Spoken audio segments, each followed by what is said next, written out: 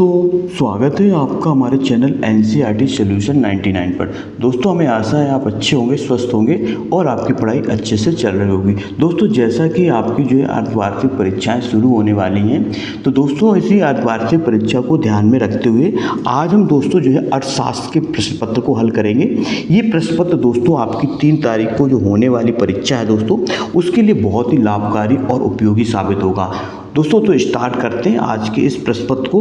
इस प्रश्न पत्र अगर वीडियो स्टार्ट करने से पहले आपसे एक छोटा सा आग्रह है कि आप हमारे चैनल पर नए हैं तो दोस्तों आप प्लीज़ आप हमारे चैनल को सब्सक्राइब कर दें और दोस्तों इस प्रश्नोत्तरी को अपने दोस्तों में शेयर करें ताकि वो भी इसका लाभ ले सकें। तो दोस्तों स्टार्ट करते हैं आज के इस सेशन को। तो दोस्तों देखते हैं पहला प्रश्न क्या पूछा जाएगा। दोस्तों पहला प्रश्न जो है वो आपके जो है सही विकल्प से संबंधित है।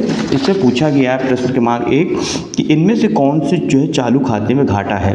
दोस्तों बताना चालू खाते में घाटा बताना कौन है। 4 ऑप्शन दिए दोस्तों।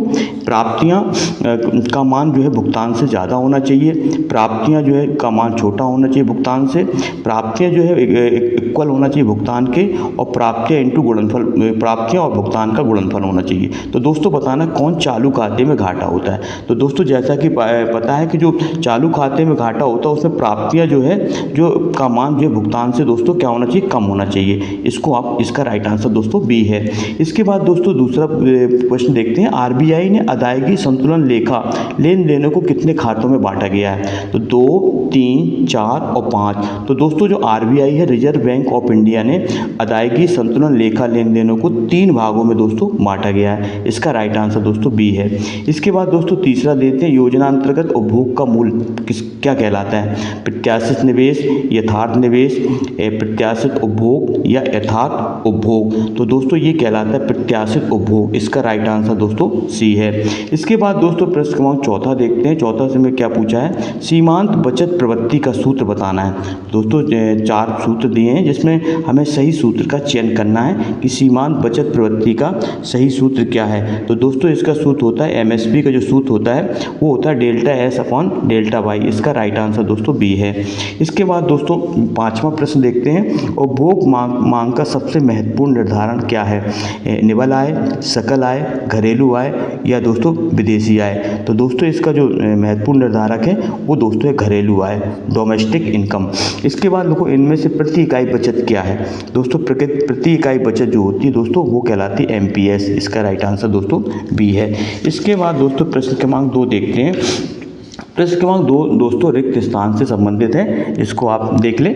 पहला प्रश्न पूछा गया अनादिमान वक्र का ढाल किस तरह होता है। तो दोस्तों जो अनादिमान वक्र का ढाल होता है वो दोस्तों होता है ऋणात्मक। इसको आप अच्छी तरह से याद रखें। जो अनादिमान वक्र होता है उसका ढाल ऋणात्मक होता है।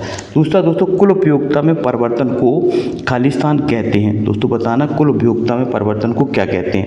तो दोस्तों इसे कहा जाता है सीमांत उपयोगिता। इसका राइट आंसर दोस्तों है सीमांत उपयोगिता। इसको आप इन प्रश्नों को आप नोट डाउन करें दोस्तों। ये सभी प्रश्न जो है आपके लिए अर्धवार्षिक और वार्षिक दोनों परीक्षाओं के लिए दोस्तों बहुत ही लाभकारी साबित होंगे। तीसरा प्रश्न पूछा गया दोस्तों उत्पादन फसल आगतों एवं खालिस्तान में संबंध बताता है। तो दोस्तों ये निर्गत आएगा यहाँ पे। उत्पादन फसल आगतों एवं निर्गत में संबंध बताता है। इसके बाद दोस्तों जो कुल लागत होती है वो मात्रा और किसके गुणनफल के बराबर होती है। तो जो कुल लागत होती है दोस्तों वो जो है कुल स्थिर लागत और जो है मात्रा के गुणनफल के बराबर होती है। तो दोस्तों इसका जो राइट आंसर होगा वो कुल लागत बराबर होगा कुल परिवर्तनीय लागत प्लस क्या होगी मात्रा। तो इसका राइट आंसर होगा कुल स्थिर लागत, कुल स्थिर लागत। इसके बाद दोस्तों 5वें में देखता है पूर्ण प्रतियोगिता में फर्म का जो मांग वक्र होता है वो दोस्तों बताना कैसा होता है। तो जो पूर्ण प्रतियोगिता में जो फर्म का जो मांग वक्र जो होता है दोस्तों वो होता है हमारा 0 होता है दोस्तों। इसके बाद दोस्तों ES बराबर 20/30 इंटू 800/200 में निम्न समीकरण की पूर्ति का लोच बताना है। तो दोस्तों पूर्ति का लोच होगा वो होगा 0.33 3 ये दोस्तों पूर्ति का लोच का इसका दोस्तों इसको हल करेंगे तो आएगा 0.333, ये दोस्तों पूर्ति का लोच का मान है। इसके बाद दोस्तों प्रश्न क्रमांक तीसरा देखते हैं। प्रश्न क्रमांक तीसरा क्या पूछा गया, सत्य असत्य बताना है दोस्तों। पहला है उत्पादन की प्रति इकाई की कुल स्थिर लागत को औसत लागत कहते हैं, तो दोस्तों ये असत्य है, इसको दोस्तों औसत लागत नहीं कहा जाता है। दूसरा है जब सीमांत लागत शून्य होती है तब कुल लागत न्यूनतम होती है, ये भी दोस्तों असत्य है। इसके बाद दोस्तों पूर्ति वक्र का ढाल ऋणात्मक होता है, दोस्तों पूर्ति वक्र का ढाल ऋणात्मक होता है, ये भी दोस्तों गलत है, पूर्ति वक्र का ढाल हमेशा धनात्मक होता है। मांग वक्र के बाईं ओर शिफ्ट होने पर वस्तु की कीमत कम होती है, तो दोस्तों इसमें वस्तु की जो कीमत होती है वो कम होती है, ये दोस्तों सत्य है इसका। इसके बाद दोस्तों सरकार द्वारा किसी वस्तु या सेवा की उच्चतम निर्धारित कीमत को कीमत तल कहा जाता है दोस्तों, तो ये जो है आपका असत्य दोस्तों। इसके बाद दोस्तों प्रश्न क्रमांक छठवां देखते हैं। श्रम का सीमांत संप्राप्ति उत्पाद जो होता है वो बराबर होता है सीमांत लागत गुणे श्रम का सीमांत उत्पाद, ये दोस्तों आपका असत्य है। तो दोस्तों आपका जो है सभी असत्य है जबकि एक सत्य है। इसके बाद दोस्तों अब सही जोड़ी बनाना है, इसमें सही जोड़ी का चुनाव करना है। तो दोस्तों पहला दिया सकल घरेलू उत्पाद, तो दोस्तों सकल घरेलू उत्पाद का जो है फार्मूला ये होता है, इसको आप याद रखें। दूसरा है दोस्तों सकल राष्ट्रीय उत्पाद, सकल राष्ट्रीय उत्पाद के लिए दोस्तों इसका जो है मैचिंग जोड़ी होगी वो होगी आपकी दोस्तों GDP प्लस NFIA, इसका ये होगा। इसके बाद दोस्तों शुद्ध घरेलू उत्पाद, इसके लिए दोस्तों होगी आपकी AGDP माइनस मूल हार्स, इसका दोस्तों ये होगा, तीसरे का ये होगा। चौथे का दोस्तों है निवल निवेश का जो दोस्तों मान होगा वो होगा आपका सकल निवेश माइनस मूल हार्स, इसका ये होगा। और दोस्तों इसका होगा और इसका जो अवमूल्यन जो होगा दोस्तों, जो अवमूल्यन होगा पाँचवें का, इसका होगा दोस्तों आपका मुद्रा के मूल्य में कमी, इसका राइट ये होगा। और जो छठवां होगा तो प्राथमिक घाटा होगा, वो होगा दोस्तों आपका राजकोषीय घाटा माइनस शुद्ध जो है ब्याज अदायगी, इसका दोस्तों ये होगा छठवें का। तो दोस्तों इस तरह। इसके बाद दोस्तों देखते हैं अगला प्रश्न क्रमांक पाँचवा देखते हैं। प्रश्न क्रमांक पाँचवें में क्या पूछा गया, पाँचवीं पूछे सर्वप्रथम माइक्रो शब्द का प्रयोग करने वाले अर्थशास्त्र कौन थे। दोस्तों एक शब्द में उत्तर बताना है, माइक्रो शब्द का प्रयोग करने वाले दोस्तों अर्थशास्त्री कौन थे। तो दोस्तों ये थे रागनर, इनका नाम लिख लीजिए आप, रागनर फ्रिस्क, ये दोस्तों इन्होंने सबसे पहले जो है माइक्रो शब्द का प्रयोग किया था। अवसर लागत का अन्य नाम क्या है, तो दोस्तों अवसर लागत का एक अन्य नाम है विकल्प लागत, इसका नाम है विकल्प लागत। इसके बाद चाय और कॉफ़ी किस प्रकार की वस्तुएं हैं, तो दोस्तों ये स्थानापन्न वस्तुएं हैं, स्थानापन्न वस्तुएं कहलाती हैं दोस्तों, जो एक स्थान से दूसरे स्थान पे पहुंचाई जाती हैं। कुल उपयोगिता जब स्थिर होती है तो सीमांत उपयोगिता होगी। चौथे का दोस्तों अंतर बताना है, तो ये क्या होगी, शून्य होगी, इसका राइट आंसर दोस्तों शून्य होगा। विनिमय दर का निर्धारण मुद्रा का कौन सा कार्य है, दोस्तों विनिमय दर का निर्धारण बताना है। तो जो विनिमय दर का निर्धारण जो होता है वो मुद्रा का विनिमय का माध्यम और मूल्य का मापक, इसका काम होगा दोस्तों मुद्रा का विनिमय का मतलब होता है दोस्तों एक्सचेंज, और दोस्तों इसका होगा विनिमय का माध्यम और मूल मापक, ये दोस्तों इसका सही आंसर होगा। इसके बाद दोस्तों बैंक दर में परिवर्तन कौन कर सकता है, तो दोस्तों जैसा कि पता है जो बैंक दर में जो परिवर्तन का जो कार्य करता है वो सिर्फ RBI ही कर सकती है दोस्तों, रिजर्व बैंक ऑफ इंडिया, ये दोस्तों बैंक दर में परिवर्तन का कार्य करता है RBI, reserve bank of India, ये दोस्तों बैंकों का बैंक भी कहा जाता है। राजस्व घाटे का सूत्र लिखिए, तो दोस्तों राजस्व घाटे का सूत्र होता है वो होता है दोस्तों राजस्व व्यय माइनस दोस्तों राजस्व प्राप्तियाँ, ये दोस्तों इसका सूत्र होता है, इसको आप याद रखें। तो दोस्तों राजस्व जो घाटे का सूत्र होता है वो होता है राजस्व व्यय माइनस राजस्व प्राप्तियाँ। तो दोस्तों ये थे एक वाक्य में उत्तर। इसके बाद दोस्तों देखते हैं प्रश्न क्रमांक केंद्रीय योजनाबद्ध अर्थव्यवस्था का अर्थ बताना। दोस्तों केंद्रीय योजनाबद्ध अर्थव्यवस्था का अर्थ बताना है। तो दोस्तों केंद्रीय योजनाबद्ध अर्थव्यवस्था का अर्थ ये है दोस्तों, ये होती ऐसी आर्थिक व्यवस्था होती है दोस्तों, ऐसी आर्थिक व्यवस्था जिसमें बाजार या एक केंद्रीय प्राधिकरण सभी आर्थिक गतिविधियों की योजना बनाता है और क्या करता है, उसका नियंत्रित करता है। तो दोस्तों इसको कहा जाता है हमारी केंद्रीय योजनाबद्ध अर्थव्यवस्था। दूसरा है बाजार अर्थव्यवस्था का अर्थ क्या है।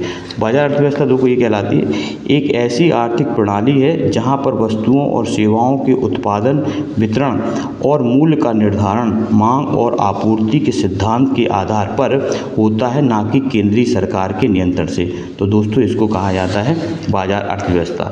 इसके बाद दोस्तों उपयोगिता फलन का सूत्र लिखना है। उपयोगिता फलन का सूत्र 7वें में।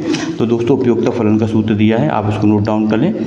ये दोस्तों उपयोगिता फलन का सूत्र है, इसको आप देख लें। इसके बाद दोस्तों इसके बाद है गिफिन वस्तुओं का अर्थ और कोई उदाहरण दीजिए। गिफिन वस्तुएं कौन कौन सी कहलाती हैं। तो दोस्तों गिफिन वस्तुएं ये कहलाती हैं वे घटिया वस्तुएं जिनकी कीमत बढ़ने पर उनकी मांग भी बढ़ जाती है। दोस्तों जो मांग के समान नियम के विपरीत है, चावल और आलू, ये दोस्तों कहलाती हैं गिफिन वस्तुएं। इसके बाद दोस्तों प्रश्न है उपयोगिता की गणनावाचक विश्लेषण का अर्थ बताइए। उपयोगिता के गणनावाचक विश्लेषण का अर्थ। तो दोस्तों ये है उपयोगिता के गणनावाचक विश्लेषण का अर्थ है उपभोक्ता के द्वारा वस्तुओं और सेवाओं के उपयोग से प्राप्त संतोष का मापन करना। दोस्तों ये इसका राइट आंसर। इसके बाद दोस्तों अगला है उपयोगिता के क्रमवाचक विश्लेषण का अर्थ बताइए। तो दोस्तों क्रमवाचक विश्लेषण क्या होता है। तो दोस्तों ये क्रमवाचक विश्लेषण का उपयोग उपभोक्ता कंज्यूमर की पसंद और व्यवहार का अध्ययन करने के लिए दोस्तों किया जाता है। इसके बाद दोस्तों अगला है पैमाने के प्रतिफल को संक्षिप्त में लिखिए। पैमाने के प्रतिफल को। तो दोस्तों पैमाने के प्रतिफल ये है दीर्घकाल में उत्पादन के 2 या 2 से अधिक साधनों में अनुपातिक परिवर्तन के कारण फलस्वरूप उत्पादन की मात्रा में परिवर्तन के व्यवहार को पैमाने का प्रतिफलन कहा जाता है। इसको आप देख लें दोस्तों अच्छी तरह से। इसके बाद दोस्तों है परिवर्ती अनुपातों का नियम क्या है। परिवर्ती अनुपातों का नियम।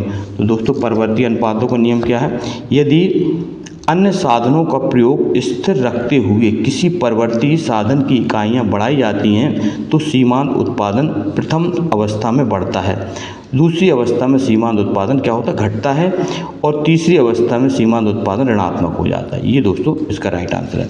इसके बाद दोस्तों अवसर लागत का अर्थ बताइए। तो दोस्तों अवसर लागत का अर्थ ये है निर्णय लेने की प्रक्रिया के दौरान किसी विशेष विकल्प का चयन करने के लिए होने वाली हानि या लाभ होता है। दोस्तों इसका राइट आंसर है। इसके बाद दोस्तों है अगला 10वें का दोस्तों अथवा वाला क्वेश्चन है दोस्तों कीमत रेखा क्या है। What is the price line light. कीमत रेखा बताना है। तो दोस्तों कीमत रेखा की परिभाषा देखते हैं। दोस्तों कीमत रेखा प्रश्न क्रमांक 10वां है एक का जो है दोस्तों अथवा का प्रश्न है कीमत रेखा। कीमत रेखा एक समतल रेखा होती है जो एक पूर्ण प्रतिस्पर्धा बाजार में ली जाने वाली बाजार की कीमत को दर्शाती है। दोस्तों ये कहलाती है कीमत रेखा, प्राइस लाइन। इसके बाद दोस्तों इस तरह के प्रश्न हैं, इन प्रश्नों को आप देख लें। ये सभी प्रश्न दोस्तों परीक्षा की दृष्टि से बहुत ही उपयोगी हैं और ये आपकी अर्धवार्षिक परीक्षा और वार्षिक परीक्षा दोनों के लिए दोस्तों बहुत ही सहायक सिद्ध होंगे। दोस्तों आपसे एक छोटा सा निवेदन है, अगर आप हमारे चैनल पर नए हैं तो दोस्तों आप हमारे चैनल को सब्सक्राइब कर लें और इन प्रश्नोत्तरी को अपने दोस्तों में शेयर कर दें ताकि दोस्तों वो भी इस प्रश्नोत्तरी का दोस्तों लाभ उठा सकें। आप जो है दोस्तों हमारे चैनल में अगर नए हैं तो आप हमारे चैनल को सब्सक्राइब कर दें और दोस्तों आप हमसे जुड़ें।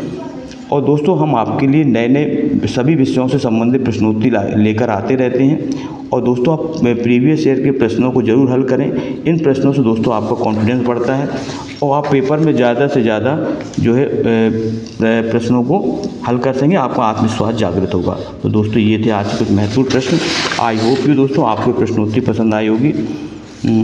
दोस्तों इन प्रश्नों को नोट डाउन कर लें। तो दोस्तों नेक्स्ट वीडियो में फिर मिलते हैं, तब तक के लिए दोस्तों आपका दिन शुभ हो। जय हिंद, जय भारत, वंदे मातरम। दोस्तों